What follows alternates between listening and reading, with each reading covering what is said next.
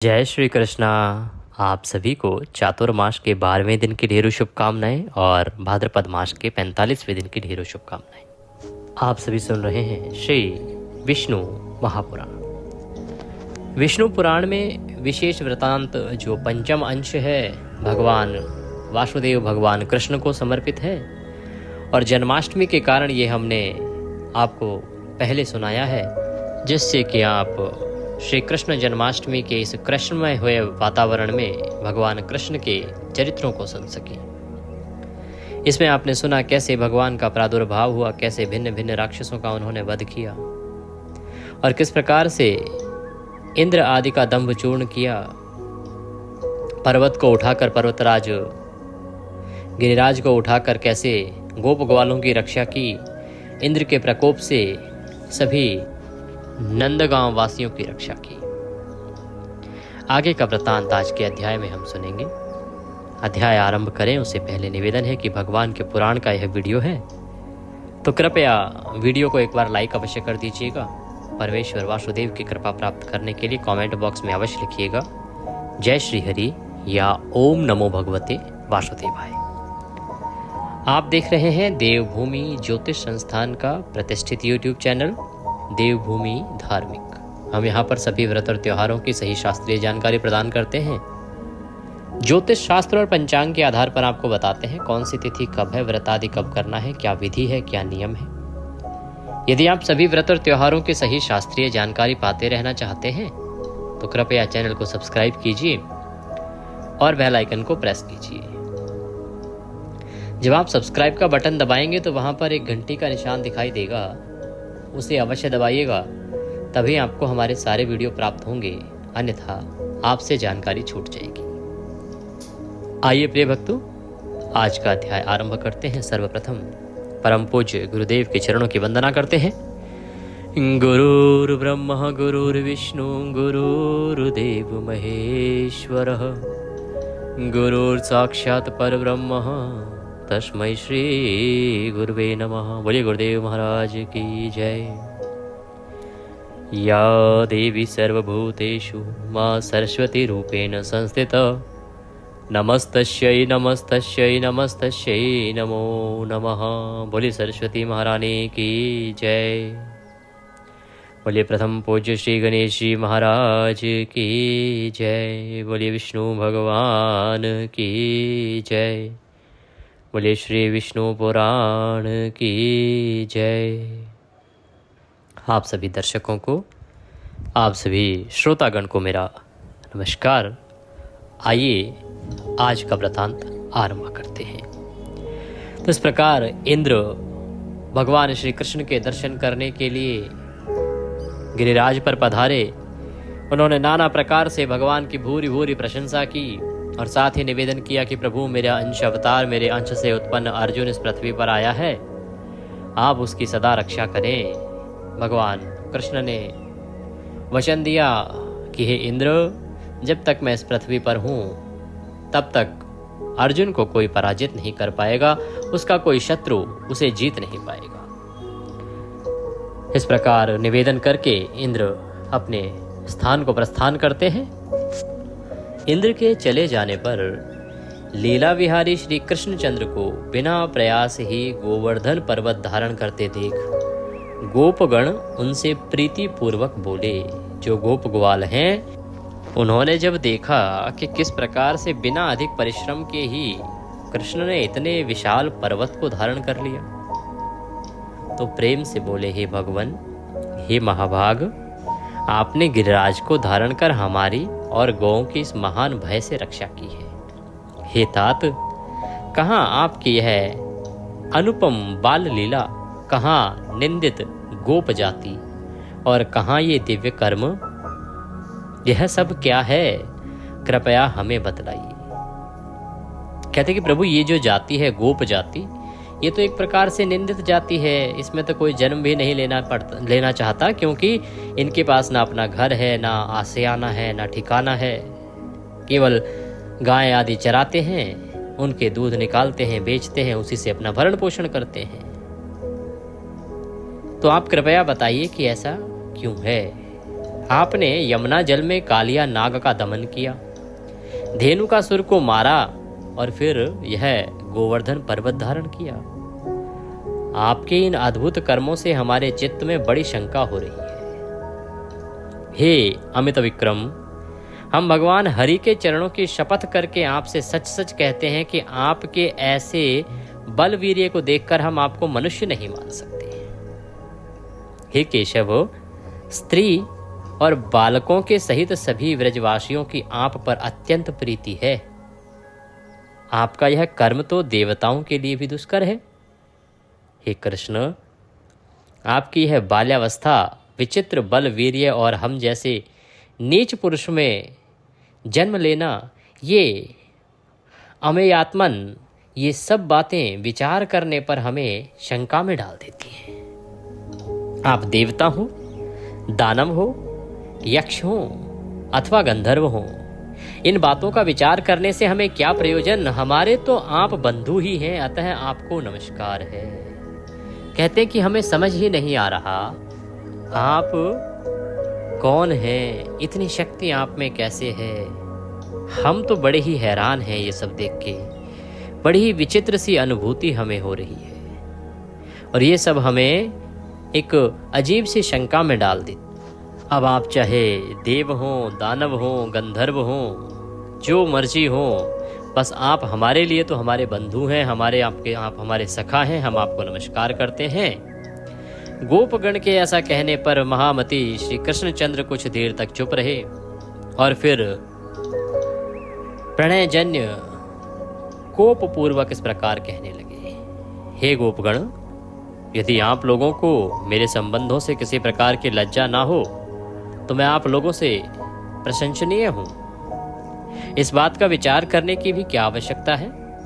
यदि मुझ में आपकी प्रीति है और यदि मैं आपकी प्रशंसा का पात्र हूं तो आप लोग मुझे अपने बांधव बुद्धि से ही रखिए। मैं न देव हूं, न गंधर्व हूं, न यक्ष हूं, न दानव हूं। मैं तो आपके बांधव रूप से उत्पन्न हुआ हूं। आप लोगों को इस विषय में और कुछ विचार नहीं करना चाहिए। मैं तो आपका बंधु हूँ, आपका प्रिय मित्र हूँ। बस इतना ही विचार अपने मन में रखो, इसके अतिरिक्त और कोई विचार ना करो। श्री हरि के प्रणय को युक्त होकर कहे हुए इन वाक्यों को सुनकर वे समस्त गोपगण चुपचाप वन को चले गए।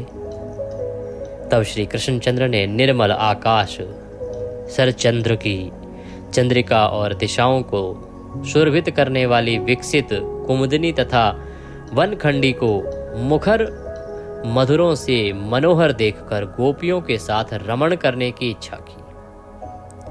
उस समय बलराम जी के बिना ही श्री मुरली मनोहर, स्त्रियों को प्रिय लगने वाला अत्यंत मधुर, स्फुट एवं मृदुल पद ऊंचे और धीमे स्वर से गाने लगे।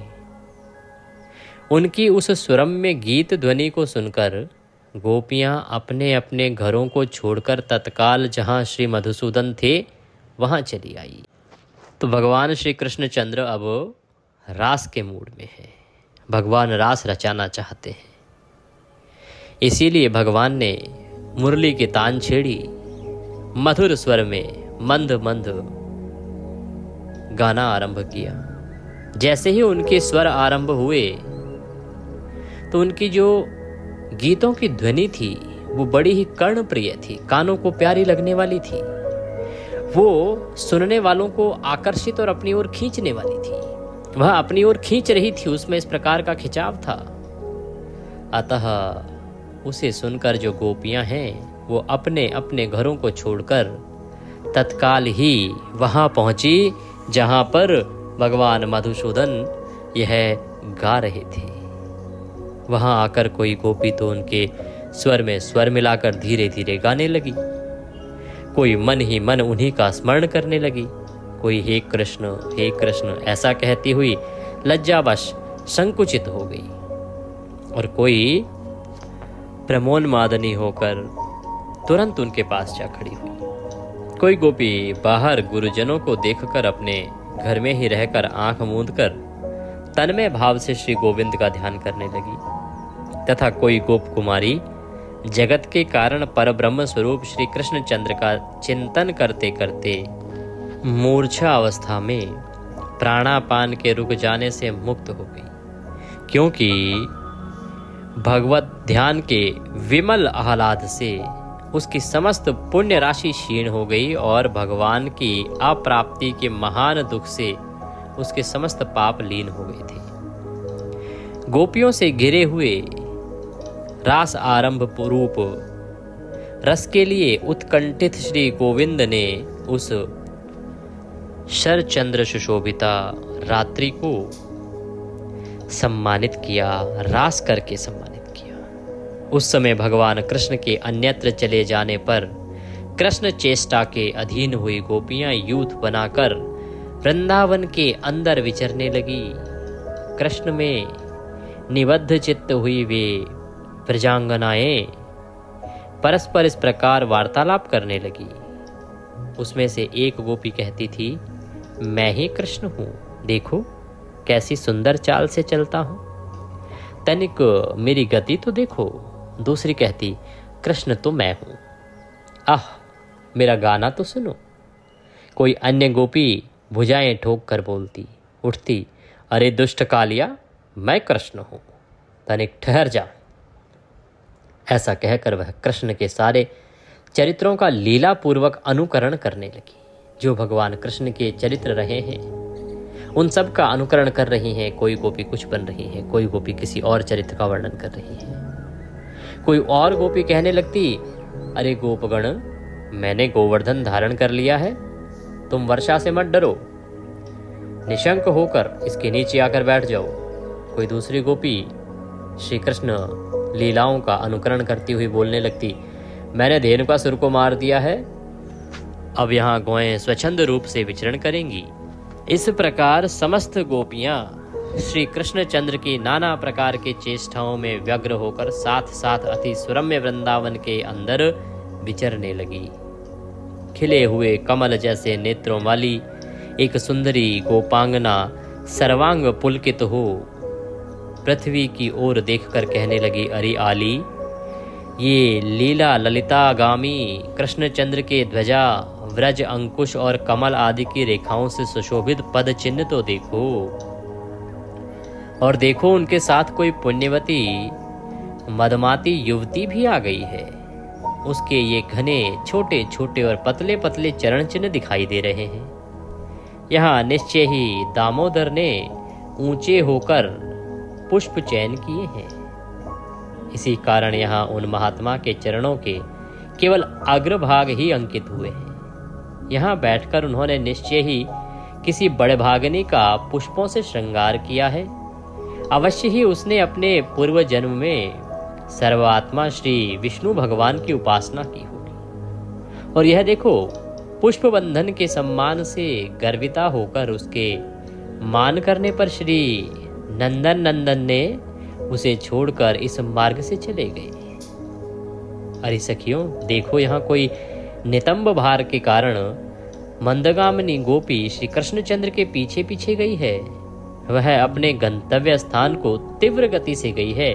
इससे उसके चरण चिन्हों के अग्रभाग कुछ नीचे दिखाई देते हैं। यहाँ वह सखी उनके हाथों में अपना पाणी पल्लव देकर चली गई है।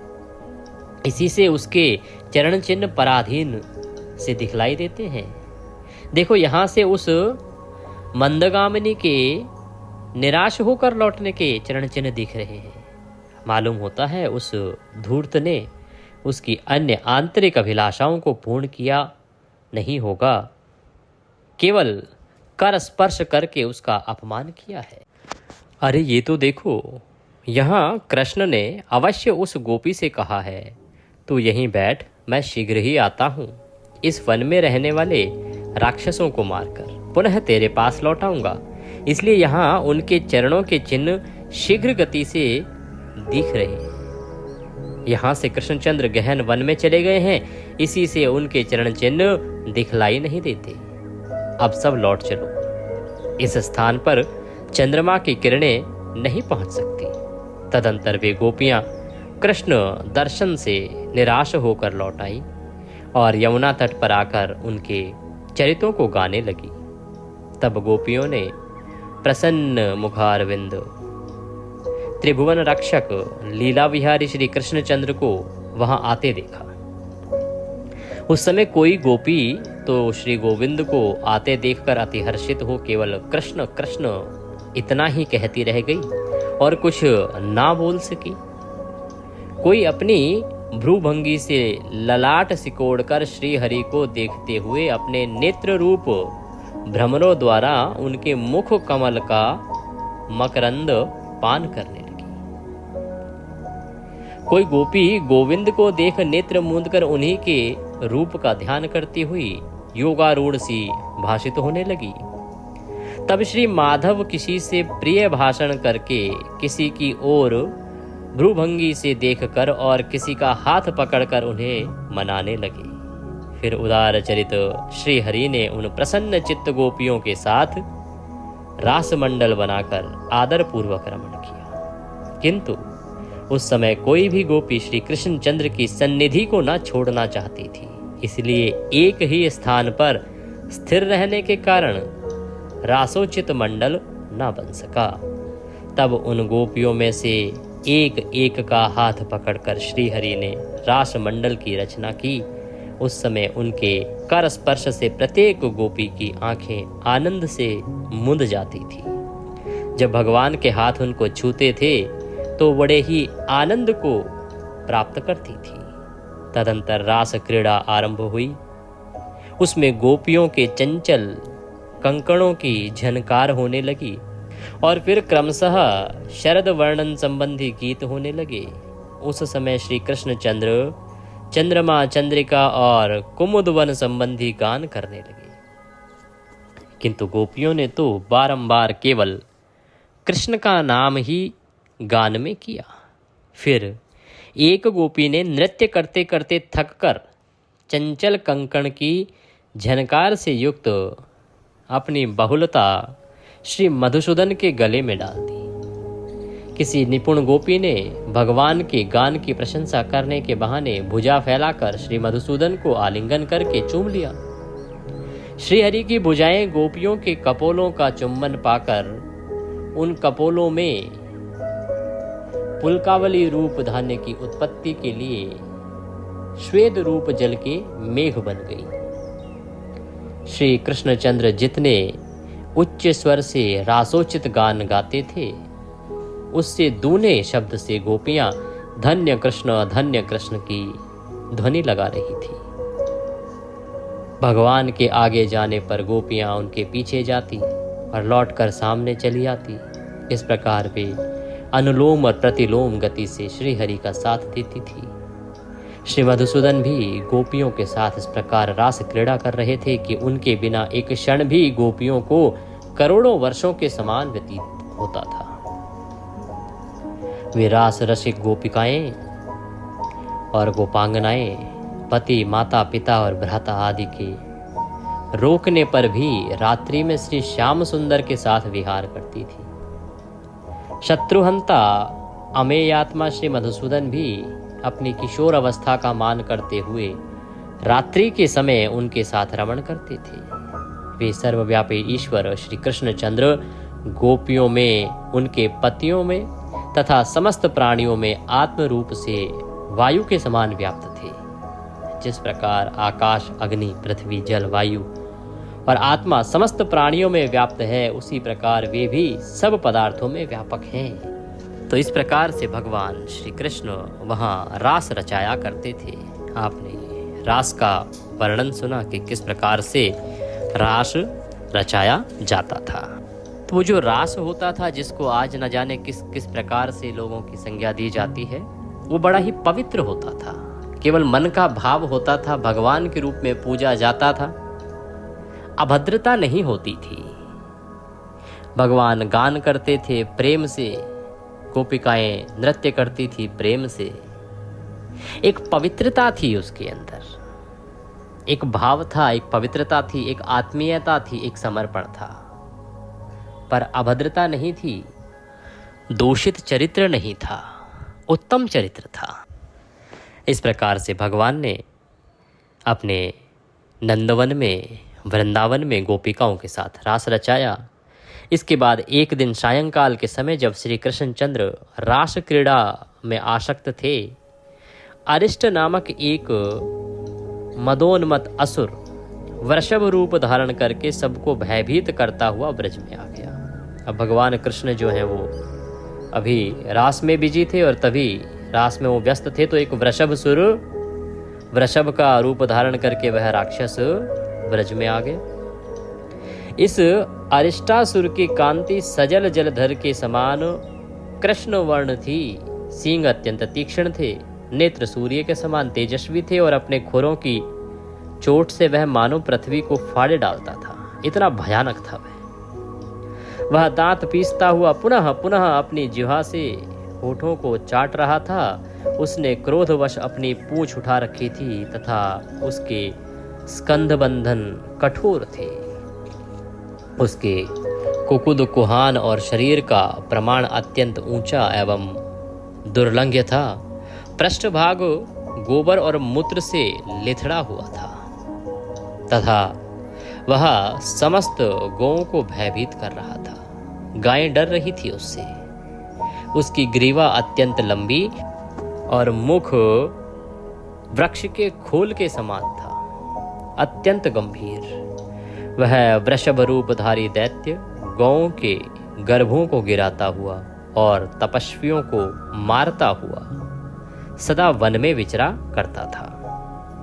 तब उस अति भयानक नेत्र वाले दैत्य को देखकर गोप और गोपिकाएं भयभीत होकर कृष्ण कृष्ण पुकारने लगी। जब गोपिकाओं ने उसे देखा, वह भयंकर दैत्य को देखकर डर गई और भगवान श्री कृष्ण का नाम पुकारने लगी। उनका शब्द सुनकर श्री केशव ने घोर सिंहनाद किया और ताली बजाई। उसे सुनते ही वह श्री दामोदर की ओर फिरा। कौन? वह वृषभ नामक जो राक्षस था जिसने वृषभ का रूप धारण किया था, वह भगवान श्री कृष्ण की आवाज सुनकर, ताली की आवाज सुनकर उनकी ओर देखता है। उनकी ओर जैसे ही वह देखता है, दुरात्मा वृषभासुर आगे को सींग करके तथा कृष्ण की कोक्षी में दृष्टि लगाकर उनकी ओर दौड़ा। अब तो भगवान के पेट में सींग गढ़ाने के उद्देश्य से तेजी से दौड़ता आ रहा है। तेजी से दौड़ पड़ा कि भगवान के पेट में अपने सींग गाड़ देगा, किंतु महाबली कृष्ण वृषभासुर को अपनी ओर आता देख अवहेलना से लीला पूर्वक मुस्कुराते हुए उस स्थान से विचलित ही नहीं हुए। वो उस स्थान से हिले ही नहीं। निकट आने पर श्री मधुसूदन ने उसे इस प्रकार पकड़ लिया जैसे ग्राह किसी क्षुद्र जीव को पकड़ लेता है, तथा सींग पकड़ने से अचल हुए उस दैत्य की कोख में घुटने से प्रहार किया। भगवान ने सींग तो दोनों पकड़ लिए और उसके पेट में जोर से लात मारी घुटने से। इस प्रकार सींग पकड़े हुए उस दैत्य का दर्प भंग करके भगवान ने अरिष्टासुर की ग्रीवा को गीले वस्त्र के समान मरोड़ दिया। जैसे हम लोग गीले वस्त्र को निचोड़ देते हैं ना, वैसे उन्होंने उसकी गर्दन को मरोड़ दिया। तदंतर उसका एक सींग उखाड़ कर उसी से उस पर आघात किया, उसके सींग से उसी को मारा, जिससे वह महादैत्य मुख से रक्त वमन करता हुआ, अर्थात मुंह से रक्त निकालता हुआ, खून की उल्टियां करता हुआ मर गया। जंभ के मरने पर जैसे देवताओं ने इंद्र की स्तुति की थी, उसी प्रकार से अरिष्टासुर के मरने पर गोपगण श्री जनार्दन की प्रशंसा करने लगे। बोले कृष्ण भगवान की जय। और इस प्रकार से अरिष्टासुर का वध हुआ। अब यहाँ तक तो ठीक था। अब देव ऋषि नारद की लीला सुनो। देव ऋषि नारद क्या करते हैं? भगवान ने वृषभासुर को मार गिराया। देव ऋषि नारद एक दिन विचरण करते करते कंस के महल में पहुंच गए और वृषभ रूपधारी अरिष्टासुर, धेनुक और प्रलंब आदि का वध, गोवर्धन पर्वत का धारण करना, कालिया नाग का दमन, 2 विशाल वृक्षों का उखाड़ना, पूतना वध, सकट का उलट देना आदि जो अनेक लीलाएं भगवान श्री कृष्ण ने की थी, वो अनेक लीलाएं हो जाने पर एक दिन नारद जी ने कंस को यशोदा और देवकी के गर्भ परिवर्तन से लेकर जैसा जैसा हुआ था वह सब वृतांत सुना दिया। बोलिए नारद मुनि की जय। अब तो सब बंडा फूट गया जी। अभी तक केवल कंस को शंका थी कि कौन है, जितने भी हैं सबको मार डालो, जितने भी वृंदावन में छोटे बालक हुए उन सबको मार डालो। नारद जी ने बता दिया जी कोई और है ही नहीं, यही है यशोदा का छोरा कन्हैया, यही आपका दुश्मन है। और इसी के साथ देवकी का जो गर्भ है वो परिवर्तित हो गया है। सारा का सारा वृतांत नारद जी ने सुना दिया, क्योंकि प्रभु को यही मंजूर था, प्रभु की यही लीला थी कि कंस को आखिरकार खबर नहीं होगी तो आगे वृतांत कैसे बढ़ेगा, पृथ्वी से भार कैसे कम होगा, कंस कृष्ण को कैसे बुलाएंगे। नारद जी ने उनको सब बता दिया। देवदर्शन नारद जी से ये सब बातें सुनकर दुर्बुद्धि कंस ने वसुदेव जी के प्रति अत्यंत क्रोध प्रकट किया। वो वासुदेव पर बड़ा विश्वास करते थे। वासुदेव जी जो उनके एक प्रकार से जीजा लगते थे, परंतु उनको बड़ा क्रोध आया उनके ऊपर। जैसे उनको पता लगा कि वासुदेव ने गर्भ बदल दिया था, उसने अत्यंत कोप से वासुदेव जी को संपूर्ण यादवों की सभा में डांटा तथा समस्त यादवों की भी निंदा की और यह कार्य विचारने लगा, ये अत्यंत बालक राम और कृष्ण जब तक पूर्ण बल प्राप्त नहीं करते हैं तभी तक मुझे इन्हें मार देना चाहिए। अब कंस सोचने लगा कि अभी तो वो दोनों बालक हैं, इससे पहले कि वो युवा हों, उससे पहले ही मुझे उन्हें मार देना चाहिए। अगर वो युवा हो गए, क्योंकि युवा अवस्था प्राप्त होने पर तो ये अजय हो जाएंगे, इनको कोई मार ही नहीं पाएगा, और अभी तो ये बालक है, इनको मैं मार सकता हूँ। तो वो इस प्रकार से विचार करने लगा और कहता है कि मेरे यहाँ महावीरशाली चाणूर और महाबली मुष्टिक जैसे मल्ल हैं, मैं इनके साथ मल्ल युद्ध कराकर उन दोनों दुर्बुद्धियों को मरवा डालूंगा। उन्हें महान धनुर्यज्ञ के मिश्र से व्रज से बुलाकर ऐसे ऐसे उपाय करूंगा जिससे वे नष्ट हो जाएंगे। उन्हें लाने के लिए मैं स्वफल्क के पुत्र यादव श्रेष्ठ शूरवीर अक्रूर को गोकुल भेजूंगा। साथ ही वृंदावन में विचरने वाले घोर असुर केशी को भी आज्ञा दूंगा, जिससे वह महाबली दैत्य उन्हें वहीं नष्ट कर देगा। अथवा यदि किसी प्रकार बचकर वे दोनों वसुदेव पुत्र गोप मेरे पास आ भी गए तो उन्हें मेरा कुवलय पीड़ नामक जो हाथी है वो मार डालेगा। तो ऐसा सोचकर उस दुष्ट आत्मा कंस ने वीरवर राम और कृष्ण को मारने का निश्चय कर लिया और अक्रूर जी को अपने पास बुलाया और अक्रूर जी को बुला के कहा, हे दानपते, मेरी प्रसन्नता के लिए आप मेरी एक बात स्वीकार कर लीजिए। यहाँ से रथ पर चढ़कर आप नंद के गोकुल को जाइए। वहाँ वसुदेव के विष्णु अंश से उत्पन्न 2 पुत्र हैं, मेरे नाश के लिए उत्पन्न हुए वे दुष्ट बालक वहाँ पोषित हो रहे हैं, वहाँ पल रहे हैं। मेरे यहाँ चतुर्दशी को धनुष यज्ञ होने वाला है, अतः आप वहां जाकर उन्हें मल्ल युद्ध के लिए ले आइए। मेरे चाणूर और मुष्टिक नामक मल्ल युग्म युद्ध में अति कुशल हैं। उस धनुर्यज्ञ के दिन उन दोनों के साथ मेरे इन पहलवानों का द्वंद्व युद्ध यहाँ सब लोग देखें, ये मेरी इच्छा है। अथवा महावत से प्रेरित हुआ कुवलय पीड़ नामक गजराज उन दोनों दुष्ट वसुदेव पुत्र बालकों को नष्ट कर देगा। इस प्रकार उन्हें मारकर मैं दुर्मति वासुदेव, नंदगोप और इस अपने मंदमती पिता अग्रसेन को भी मार डालूंगा। तदंतर मेरे वध की इच्छा रखने वाले इन समस्त दुष्ट गोपों के संपूर्ण गोधन तथा धन को भी मैं छीन लूंगा।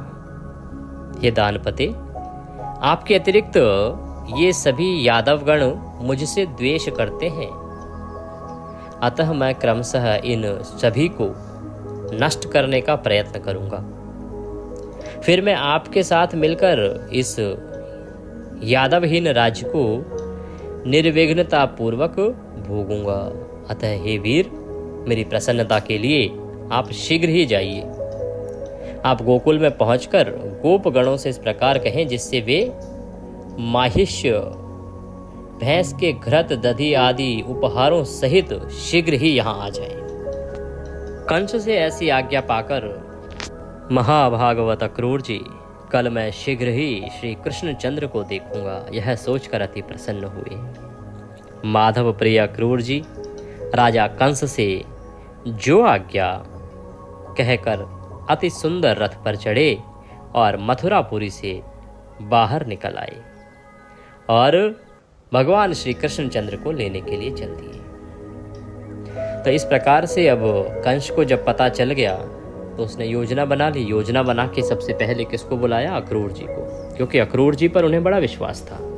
वो जानता था कि जितने भी यादवगण हैं ये सभी अक्रूर जी पर बड़ा विश्वास करते हैं, तो जब अक्रूर जी लेने जाएंगे तो निश्चित रूप से ही वो अपने बालकों को उनके साथ भेज देंगे और उनको हमारी यहाँ की जो भी घटनाएं हैं जो होने वाली हैं उनके साथ उनका जरा आभास भी नहीं होगा, उनको शंका भी नहीं होगी।